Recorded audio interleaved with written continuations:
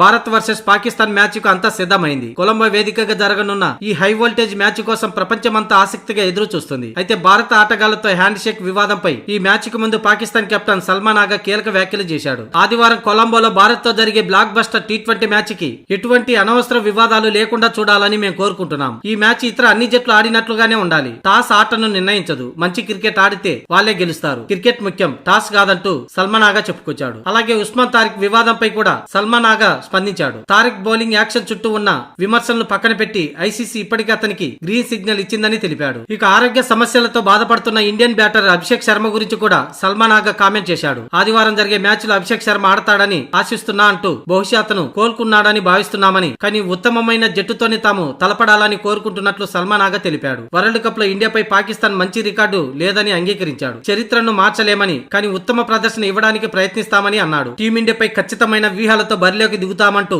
అందుకు మేము అన్ని విధాలుగా ప్రిపేర్ అయి ఉన్నామంటూ సల్మాన్ ఆగా చెప్పుకొచ్చాడు. కాగా కొలంబో వేదికగా రేపు భారత్ పాకిస్తాన్ మధ్య మ్యాచ్ భారత కాలమాన ప్రకారం రాత్రి 7 గంటలకు ప్రారంభమవుతుంది. ఇప్పటికే కొలంబోకు చేరుకున్న టీమిండియా ఈ రోజు ప్రాక్టీస్ కూడా మొదలు పెట్టింది.